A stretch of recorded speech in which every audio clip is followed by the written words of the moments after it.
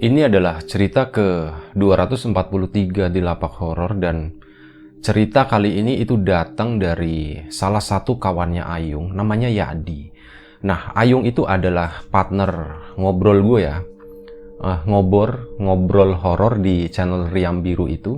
Nah, ini salah satu temannya, dia yang cerita tentang pengalaman hidupnya dari dia kecil sampai ya sekarang, boleh dibilang dia udah menjadi orang gitu ya, tanda kutip.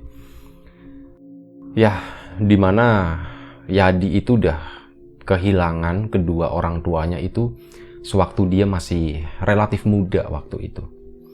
Tapi sebelum kita ke cerita, seperti biasa gue pengen ngucapin banyak-banyak terima kasih buat kawan-kawan subscriber semuanya. Terima kasih buat kawan-kawan yang udah ngasih support, udah ngasih dukungan. Terima kasih juga buat kawan-kawan yang udah ngasih like, udah nge-share ke yang lainnya. Nggak lupa juga terima kasih banyak buat kawan-kawan yang udah ninggalin komentar. Balik lagi ke cerita Yadi tadi. Bertahun-tahun silam, waktu Yadi masih kecil, masih SD. Itu ceritanya berawal dari teman-teman Yadi di sekolah, termasuk para guru ya.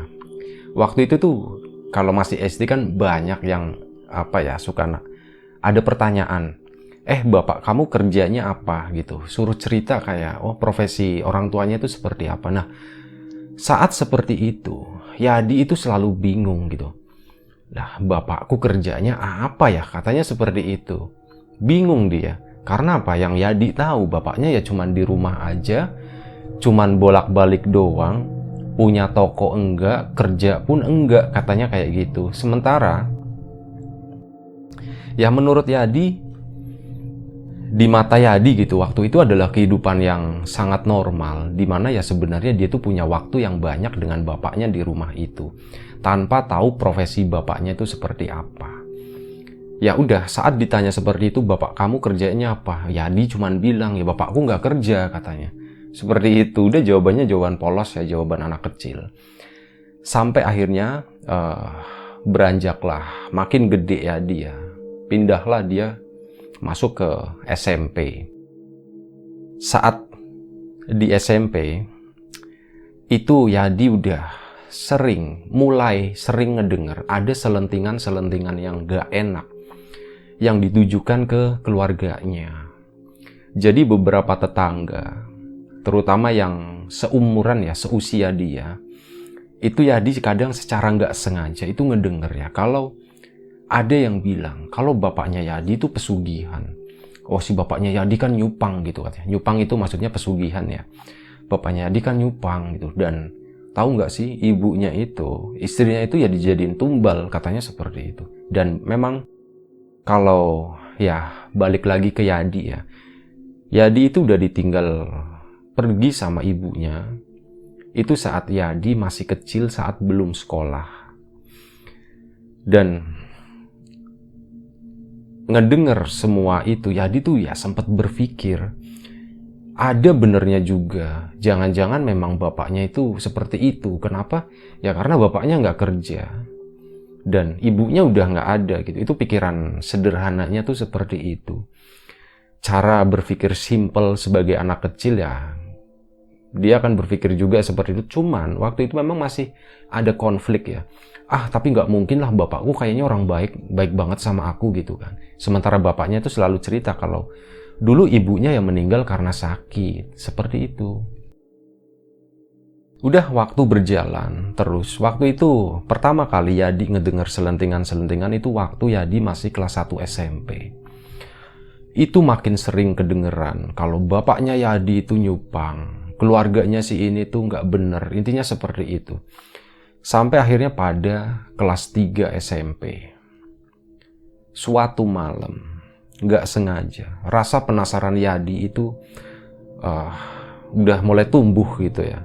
Kayak antara percaya dan nggak percaya dengan apa yang diomongin sama para tetangga atau orang-orang di sekitar Yadi, itu udah porsinya itu udah 50-50 gitu. 50% percaya tapi 50% nggak mungkin kayak gitu.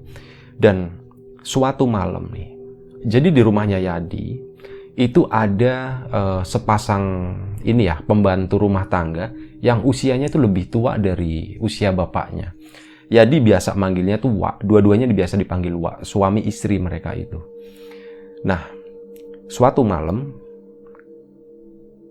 Yadi lagi ceritanya kayak bengong sendiri di rumah gitu ya, memikirkan apa yang itu tadi, apa yang Yadi dengar tentang keluarganya. Itu sempat ngeganggu pikiran dia sampai ya begadang pun dia sering. Terus dia udah mulai kayak nulis-nulis diary kayak gitu zaman segitu.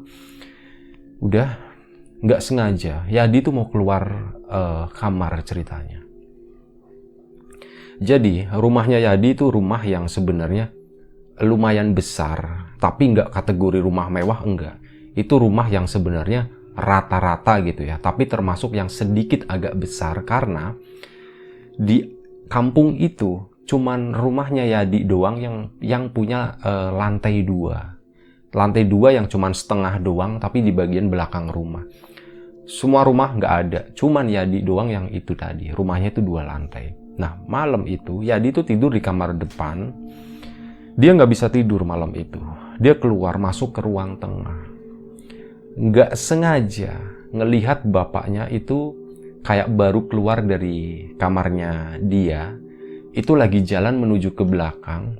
Nah, belok kiri itu ada tangga ke atas menuju ke lantai 2 yang bagian belakang itu. Di mana di lantai 2 itu ada satu kamar yang kata bapaknya itu adalah gudang gitu. Jadi kalau misalnya Yadi mau naik ke atas itu jangan main di situ gitu, jangan main di gudang. Gudang itu tuh kotor katanya, kayak gitu. Banyak tikusnya.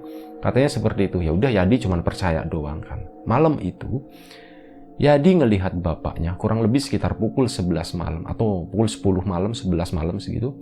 Yadi jalan ngelihat bapaknya tuh jalan ke belakang, naik ke tangga. Lah, Yadi bertanya-tanya kan. Ini bapak mau kemana ya malam-malam kok ke atas gitu kan. Di atas kan katanya kotor, banyak tikusnya kayak gitu. Ini bapak mau kemana ya? Apa mau ke jemuran atau apa? Nah, Yadi tuh kayak merhatiin aja tapi nggak ngikutin, dia cuma merhatiin doang. Dan bener aja bapaknya naik ke atas sana. Bengong, Yadi udah nggak memikirkan apapun waktu itu. Cuman ya memikirkan hal lain lah. Intinya nggak mikirin bapaknya yang ke atas itu. Lagi diem-diemnya gitu ya, suasananya udah mulai hening. Tiba-tiba Yadi itu ngedengar ada suara glutak-glutuk-glutak, ada sesuatu yang berisik dari lantai 2 di atas di belakang. Nah, Yadi akhirnya penasaran, wah ini bapaknya lagi ngapain ya di atas ya. Dia itu akhirnya bangun jalan menuju ke arah tangga. Saat mau naik tangga, Yadi itu kaget banget. "Oi," katanya. Ternyata si uaknya itu belum tidur juga. Dia tuh ngagetin Yadi dikepok pundaknya itu ya. "Oi, harap ngendi," katanya. "Bengi-bengi durung turu," katanya seperti itu. "Malam-malam kok belum tidur, mau kemana?" katanya. "Enggak, Wak," katanya. "Cuman ini tadi ya kayak ada yang berisik di atas gitu." "Oh, udah paling tikus," kata Waknya tuh seperti itu. "Dia sana tidur," katanya. Nah, Yadi ya udah, karena udah kenal lama, nganggep Waknya itu ya udah kayak orang tua keduanya lah seperti itu gitu. Ini yang Wak yang laki-laki ya. "Udah tidur sana tidur ya." Yadi pun nurut, balik masuk ke dalam kamar. Di situ Yadi berpikir tentang ya bapaknya tuh ya sebenarnya lagi apa ya, dan Wak kok malam-malam gini juga belum tidur. Biasanya Wak itu tidurnya sore karena pagi-pagi itu udah harus bangun, katanya seperti itu. Dia terus berpikir sampai akhirnya Yadi malam itu pun ketiduran ya. Keesokan paginya normal seperti biasa. Yadi bangun berangkat sekolah. Udah, sekolah selesai, pulang rumah lagi. Singkat cerita, malam harinya lagi. Beberapa malam kemudian, bukan malam selanjutnya ya, tapi beberapa malam kemudian, Yadi dari dalam kamar itu ngedenger. Ini udah tengah malam. Ngedenger kayak ada suara orang ngobrol itu di ruang tengah. Kayak suara bapaknya sama suara uaknya itu lagi ngobrol pelan kayak gitu. Tapi karena saking heningnya malam-malam, suara itu tembus ke kamarnya Yadi. Yadi pun ngedengerin gitu. Mereka tuh lagi ngobrolin apa ya? Tapi udah biarin aja lah. Sampai akhirnya suara itu hilang. Yadi makin penasaran. Ini pada kemana ya? Ada apa ya? Gitu. Yadi pun keluar kamar. Dia berjalan pelan gitu ya. Ngintip kanan kiri. Waknya ada enggak gitu. Takutnya waknya udah tidur. Takutnya waknya belum tidur juga kayak kemarin. Dia ngintip kanan kiri. Terus akhirnya dia coba jalan ke arah belakang. Menuju ke arah tangga. Sebentar, gue ngopi dulu.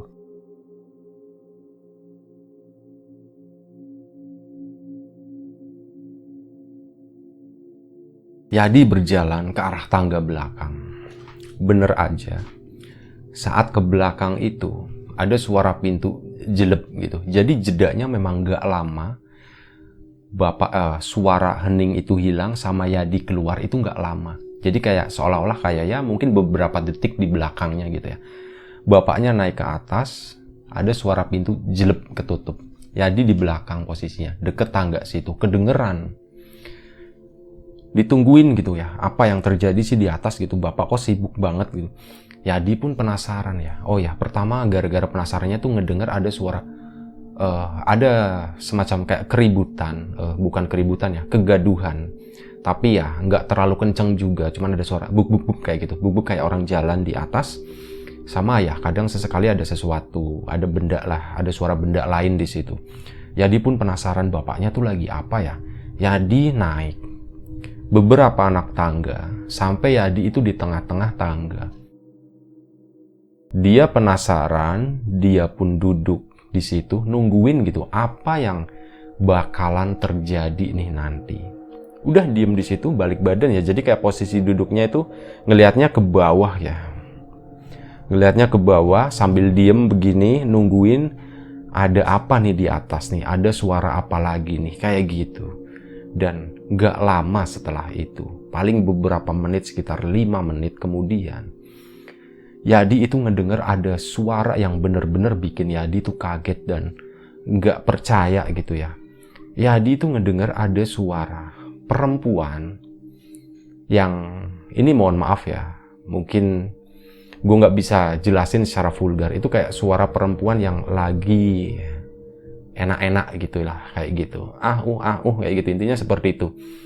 Yadi kan, waduh ini suara apaan gitu ya. Kok di atas ada suara perempuan gitu. Dia mikirnya, waduh jangan-jangan bapak tuh nyimpen perempuan lagi. Mikirnya kayak gitu.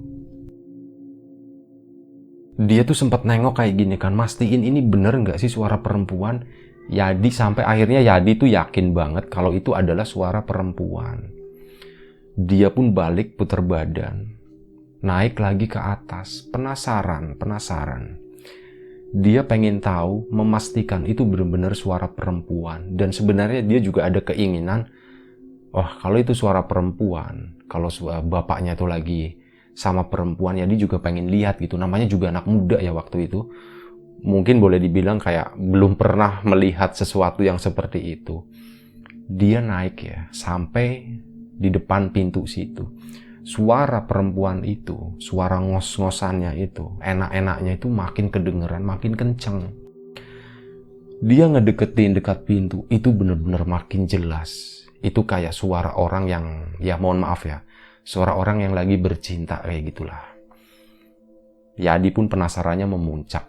Dia coba ngintip dari lubang pintu. Dia nunduk gini, deketin mata ke lubang pintu situ, dan pas dia ngelihat dari lubang pintu itu, Yadi itu ya pertama yang dilakuin sama Yadi itu adalah nelen ludah ya gitu. Kayak gitu karena tenggorokannya langsung kering. Jadi apa yang dilihat di situ? Yaitu adalah bapaknya dengan seorang perempuan di atas ranjang sana. Cahayanya tuh cuman kayak cahaya pakai beberapa buah lilin gitu ya, remang-remang. Tapi itu masih kelihatan banget, dan itu adalah pertama kalinya Yadi melihat hal seperti itu. Itu pertama kalinya. Antara seneng, antara kaget, antara takut, itu suasana bener-bener campur aduk waktu itu. Kok bapak kayak gitu ya? Tapi dia seneng gitu. Ngelihat ada perempuan kayak gitu ya. Itu Yadi tuh seneng banget gitu.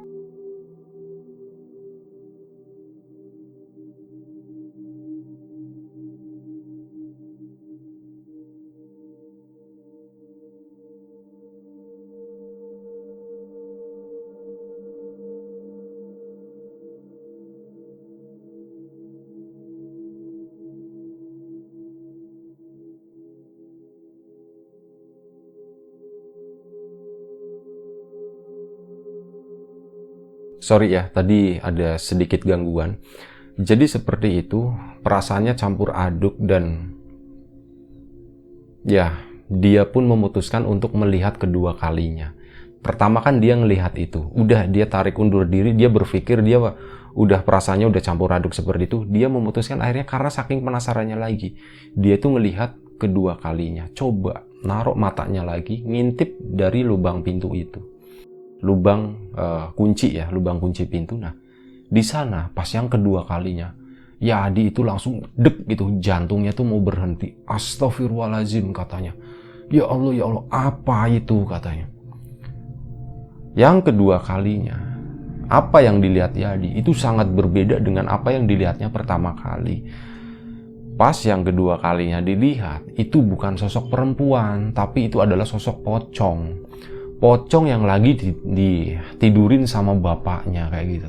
Itu bener-bener ya, Yadi nggak pernah kebayang hal semacam itu, dan ini pertama kalinya juga Yadi ngelihat yang namanya pocong gitu, dan kondisinya pocongnya itu lagi begitu sama bapaknya. Akhirnya dia langsung tarik diri gitu kan. Astagfirullahaladzim, dia mundur gitu, setengah merangkak kayak gitu sampai turun ke tengah tangga lagi. Di situ dia kayak nahan gitu ya. Sementara suara itu tuh masih ada. Dan ada hal aneh lagi. Jadi gini, pas pertama Yadi ngedatengin kamar itu, dia mau ngintip. Dan yang pertama kan ngelihatnya cewek cakep ya di sana. Itu yang Yadi cium itu adalah wangi bunga. Wangi banget, semerbak banget. Sampai itu berubah. Ya, yang kedua kalinya, saat yang dilihat itu adalah sosok pocong sama bapaknya, itu baunya itu jadi bau bangkai katanya. Yadi sempat duduk di tangga tadi, akhirnya dia nguatin tenaga, dia turun balik lagi ke kamarnya karena itu tadi dia nggak kuat nahan mual, dan dia takut kalau ya jangan sampai gitu ya muntah di tangga situ, nanti ketahuan kan sama bapaknya. Akhirnya dia masuk kamar, udah muntahlah dia di kamar situ, buah sampai akhirnya udah malam itu ya dia udah benar-benar antara takut, antara menyesal gitu dengan apa yang dia lakuin malam itu. Udah muntahnya itu, mohon maaf itu benar-benar kayak udahlah bodo amat, besok aja deh. Dia udah lemes banget, akhirnya tidur malam itu. Nah udah malam tidur, paginya pikiran Yadi tuh kalut, gak jelas gitu. Dia pakai seragam seperti biasa, kayak mau ke sekolah, sambil bawa beberapa helai pakaian. Dan hari itu Yadi itu memutuskan pergi dari rumah setelah apa yang dilihatnya ya. Dan di sekolah ini kebetulan banget, Yadi tuh cerita ke salah satu temennya, teman satu meja, yang kebetulan si anak itu zaman itu kayak sering hampir tiap hari tuh ngomonginnya ilmu-ilmuan kayak gitu, ilmu kebatinan, berantem kayak itulah, kayak gitu. Nah si Yadi tuh akhirnya cerita, "Oi, namanya siapa ya? Rinto aja lah, anggap aja gitu ya. Ini nama semuanya udah gue samarin, namanya Rin. Aku tuh semalam mengalami sesuatu yang gak enak banget ya. Sesuatu yang bener-bener di luar dugaanku katanya. Sebelumnya memang banyak orang ngomongin kalau keluargaku itu nyupang atau pesugihan gitu, tapi aku nggak percaya. Tapi ya penasaran juga, sampai puncaknya itu semalam. Aku ngikutin bapakku ke belakang. Kamu tahu kan, di belakang rumahku itu ada lantai 2. Ada satu kamar di sana yang menurut bapak itu gudang. Aku ikutin bapak ke sana. Bapak udah masuk. Dan pas aku ngintip, itu apa coba? Bapak lagi gituan sama cewek gitu. Wah, kata Rintonya, wah bagus dong katanya kayak gitu. Cakep nggak ceweknya? Tar dulu, gue nggak mau bahas. Aku nggak mau bahas yang kayak gitu-gitunya gitu kan. Bukan itunya. Itu yang pertama kayak gitu. Dan baunya tuh wangi banget dari luar kamar. Tapi setelah yang kedua, aku ngintip. Cewek tadi kok jadi berubah jadi pocong gitu. Dan baunya tuh bangke banget waktu itu. Oh yang bener lu katanya. Iya bener gitu. Ini gimana nih caranya ya? Aku juga bingung katanya. Ini aku takutnya, kan kalau orang pesugihan kayak gitu takutnya ada tumbal gitu. Aku takut jadi tumbal, kata si Adi itu seperti itu. Sorry ya. Nah, udah temennya gitu. Oh gini aja, kakakku kebetulan dia tuh orang yang bisa ngerti lah kayak gitu. Aku belajar ilmu-ilmu kayak gini aja dari kakakku, katanya dari abangnya. Ya udah gini aja, nanti kamu pulang, kita main ke rumah yuk katanya. Ya udah, emang tujuanku tuh seperti itu. Aku memang nggak mau balik ke rumah katanya.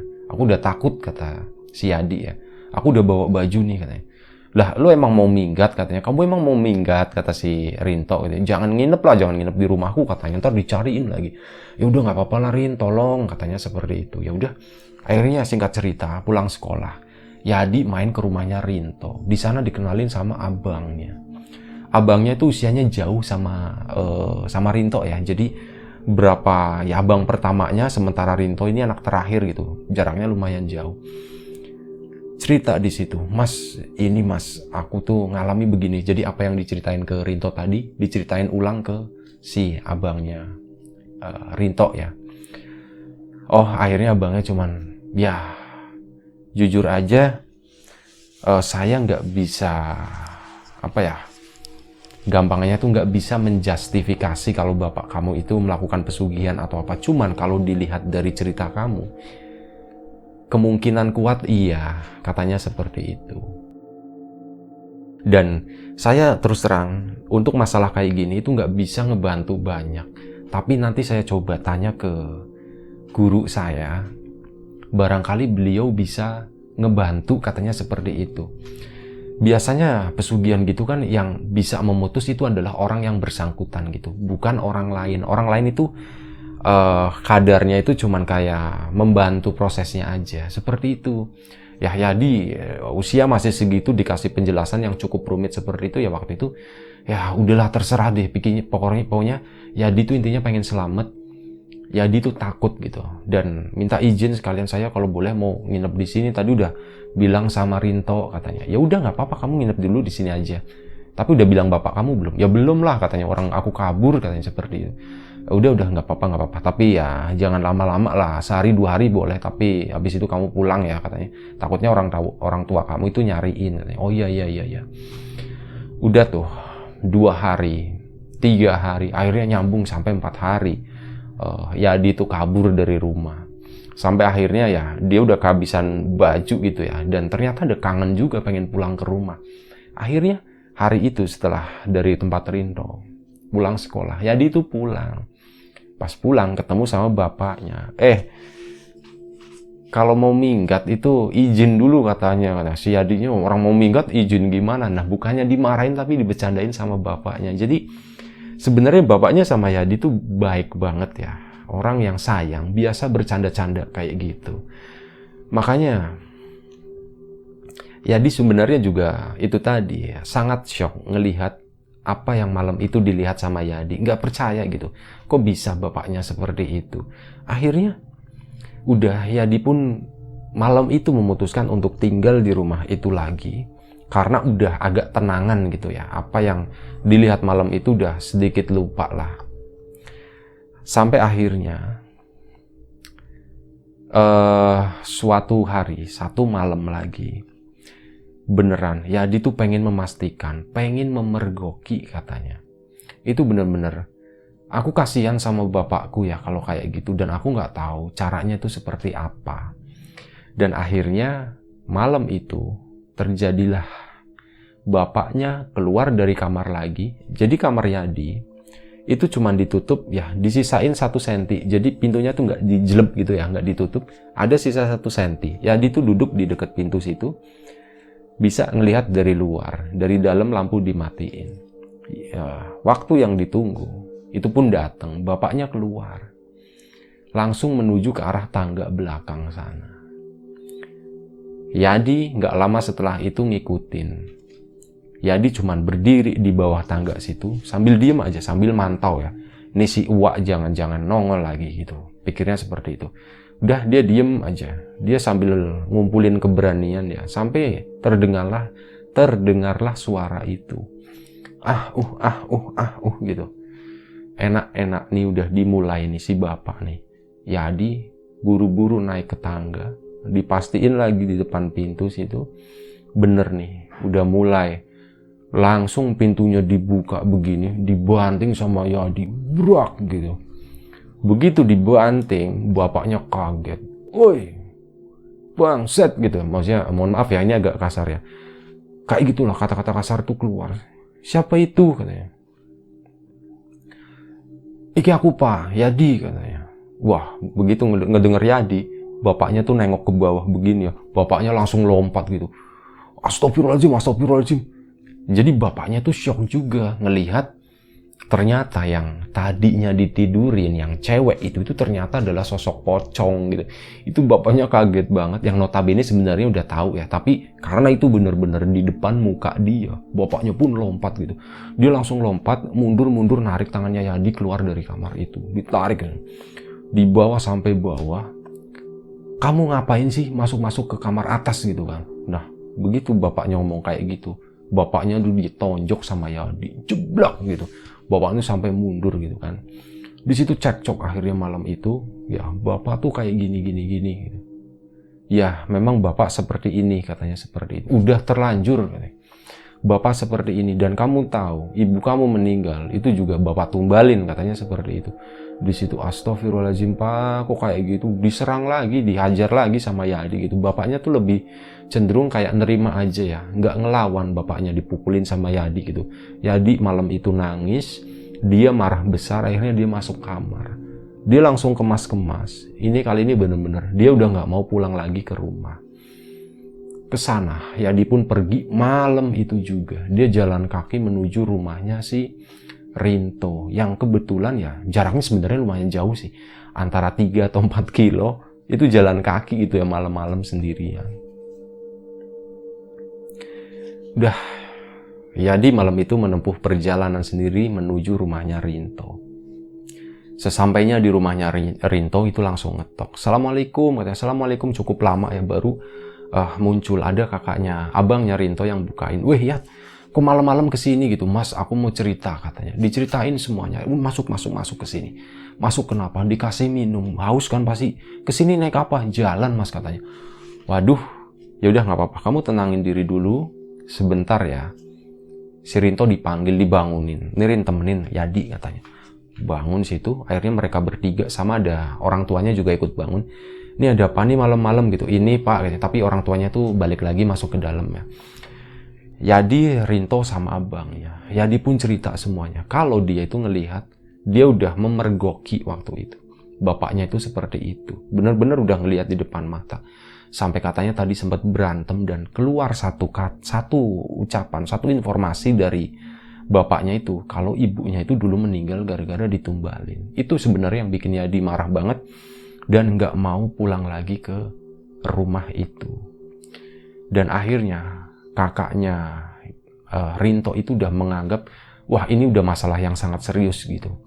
Akhirnya keesokan paginya, mereka nggak sekolah ya. Yadi sama Rinto itu nggak berangkat sekolah akhirnya. Paginya kakaknya Rinto itu ke rumah gurunya dan kayak memohon gitu ya untuk bisa datang. Akhirnya datang ke situ, ketemuin sama Yadi. Yadi pun cerita dari awal sampai akhir kejadiannya seperti itu. Ya, balik lagi penjelasan dari gurunya Mas Rinto, kakaknya Rinto itu, ini sebenarnya yang bisa memutus itu adalah orang yang bersangkutan. Kalaupun saya harus ngebantu, itu sebenarnya bukan hal yang mudah ya, karena yang namanya pesugihan kayak gitu itu udah ya cukup berat kayak gitulah. Dan saya juga butuh mungkin beberapa orang buat bisa ngebantuin seperti itu. Ya akhirnya Yadi pun sebenarnya nggak terlalu berharap besar dengan seperti itu. Jadi cuman berharap ya semoga bapaknya sadar aja sih kayak gitu diputus. Dan ternyata bener aja, setelah 3 hari Yadi tinggal di rumahnya Rinto, bapaknya itu datang. Assalamualaikum, Yadinya ada di sini katanya. Oh iya, ini bapaknya Yadi ya. Iya betul, saya bapaknya Yadi. Orang tuanya Rinto yang ngebukain pintu itu sebenarnya dalam hati tuh agak takut ya. Waduh, kan karena udah ngedenger ceritanya seperti itu. Kalau bapaknya Yadi itu punya pesugihan, dia udah agak jadi perasaannya gimana ya, agak takut-takut gimana lah kayak gitu. Tapi oh ya Pak, silakan masuk dulu. Yadinya dipanggil. Pertama Yadinya nggak mau nemuin gitu. Tapi katanya Yad ini mungkin bapak yang terakhir ketemu sama kamu katanya. Minta tolong ya disampaikan ke Rinto yang nyampein waktu itu. Rin bilang ke Yadi mungkin ini terakhir kalinya bapak ketemu sama Yadi gitu. Jadi minta waktunya sebentar aja buat ngejelasin. Akhirnya Yadi pun luluh, Yadi pun mau ketemu di situ. Cuman sebentar ya. Bapak mengaku salah, bapak mengaku berdosa dan bapak sudah memutuskan itu semua gitu. Bapak udah nggak berhubungan lagi, udah nggak bermain-main dengan itu lagi. Jadi sebenarnya yang membawa bapak melakukan hal itu adalah Uwa katanya. Semenjak Uwa datang, Uwa kenal sama bapak. Sebelumnya waktu itu Uwa itu belum kerja sama bapak. Semenjak kenal, bapak dikenalin dengan hal seperti itu. Diiming-imingi sesuatu lah. Karena waktu itu ya kehidupan bapak itu udah cukup susah ya, udah cukup repot. Jadi itu adalah sesuatu kayak semacam jalan ya, suatu pemecahan gitu. Dan akhirnya bapak pun nerima dan Uwa akhirnya kerja di tempat bapak sini. Seperti itu ceritanya. Dan ya mengenai ibu kamu itu adalah dulu kayak semacam maharnya ya, mahar perjanjiannya itu ibu kamu. Supaya ya mereka itu nggak ngambil kamu sebagai tumbalnya. Jadi itu cuma satu-satunya aja waktu itu. Udah dikasih penjelasan seperti itu, Yadi cuma diem aja. Setelah itu Yadi pergi, bapaknya pun pulang. Seminggu setelah itu, ini singkat cerita aja ya. Seminggu setelah itu, Yadi ngedengar kalau bapaknya itu sakit keras, bapaknya itu muntah darah, batuk muntah darah seperti itu. Yang sebelumnya itu nggak ada riwayat sama sekali. Wah, Yadi gimana ya? Sebenarnya seiring berjalannya waktu, Yadi itu udah agak memaafkan bapaknya karena itu tadi dibilang udah memutuskan perjanjian itu. Akhirnya Yadi pun dengan berat hati setelah beberapa hari ngedengar berita itu, Yadi pun ke rumah sakit karena waktu itu bapaknya tuh dirawat di rumah sakit. Yadi ke sana ngelihat bapaknya. Pak, gimana Pak sekarang kondisinya Pak? Ya Bapak seperti ini. Bapak minta maaf semuanya. Mungkin sore ini Bapak mau minta pulang aja katanya. Kamu kalau bisa nanti ya temenin Bapak sebentar aja katanya. Udah, iya Pak. Yadi nggak banyak bicara, dia cuma bilang iya Pak. Akhirnya sore itu ditungguin, bapaknya pun pulang ke rumah dengan kondisi yang masih seperti itu, belum membaik sama sekali. Sampailah mereka di rumah dan di sana bapaknya tuh cerita. Ya, Bapak mau minta maaf sama kamu, mau meminta maaf sama ibu kamu, mau meminta maaf ke siapapun yang Bapak pernah punya salah. Mungkin waktu Bapak itu nggak banyak. Akhirnya bapaknya tuh kayak udah nyiapin beberapa sertifikat ya Pak. Ini sertifikat rumah. Rumah ini adalah rumah hasil Bapak nabung, jerih payah Bapak, sama ada sebagian dari warisan dari kakek kamu. Ini, rumah ini tuh nggak ada hubungannya sama sekali dengan apa yang Bapak lakuin kemarin. Ini rumah ini buat kamu, silahkan nanti kamu mau jual, mau apa. Kenapa? Karena Bapak udah, takutnya Bapak nggak lama lagi, Bapak nggak bisa ngasih sesuatu ke kamu. Ya, inilah rumah ini, cuman rumah ini yang Bapak punya katanya. Sisanya itu udah anggap aja hilang lah kayak gitu.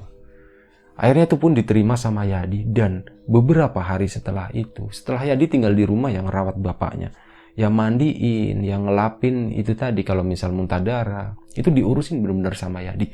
Sementara Uwak sama itunya itu udah pergi, udah pulang. Nggak tahu kemana, intinya udah dipecat lah sama bapaknya, disuruh pergi. Nah, beberapa hari kemudian bapaknya pun meninggal. Singkat cerita udah diurus semuanya, semuanya normal berjalan seperti biasanya. Dan ya akhirnya setelah beberapa waktu kemudian, Yadi kan butuh sesuatu untuk hidup. Sementara bapaknya nggak ada, ibunya juga udah meninggal udah lama, saudara-saudaranya pun juga nggak banyak membantu. Akhirnya Yadi memutuskan untuk ngejual rumah tadi. Rumah itu dijual dan Yadi beliin sebuah rumah yang lebih kecil dan ada sisanya uangnya itu buat buka usaha. Karena waktu itu masukan dari orang tuanya Rinto, ya rumah kamu kan deket sama TK katanya. Rumah yang kecil itu ya yang baru dibeli itu kan deket sama TK, kamu coba aja. Kamu kan ada modal, coba deh jualan kecil-kecilan gitu, jualan kue atau apa. Akhirnya itu dilakuin sama Yadi. Jualanlah Yadi di depan TK itu selama berbulan-bulan, bertahun-tahun, sampai Yadi itu boleh dibilang kayak udah menghasilkan. Bertahap menghasilkan sampai dia tuh buka usaha, ada warung kecil, ada warung kopi, ada ya warung-warung, ya intinya usahanya tuh kecil-kecil tapi banyak gitu. Dan akhir-akhirnya, ujung-ujungnya, Yadi itu boleh dibilang udah jadi orang yang berhasil dari jerih payah dia sendiri, dari warisan yang dari kakeknya turun ke bapaknya, diturunin ke Yadi, dan Yadi itu bisa memegang amanah itu sampai akhirnya ya apa yang gue kenal sekarang, apa yang gue lihat sekarang. Yadi itu menjadi sosok yang berhasil lah seperti itu. Punya keluarga udah, keluarganya bahagia, semuanya sehat, dan secara material itu berkecukupan tanpa harus itu tadi apa yang dilakuin bapaknya itu udah benar-benar diputus. Ya alhamdulillah sekarang semuanya itu baik-baik aja. Nah kurang lebih seperti itu ceritanya. Gue mohon maaf misal ada sesuatu yang terlewat, ada sesuatu yang gak jelas, ada sesuatu yang gak mengenakan saat didengarkan. Gue mohon maaf sebesar-besarnya. Terima kasih banyak buat kawan-kawan yang udah mau nonton, udah mau dengerin cerita ini. Sekali lagi terima kasih, sekali lagi mohon maaf. Jaga kesehatan kawan-kawan semuanya. Assalamualaikum warahmatullahi wabarakatuh.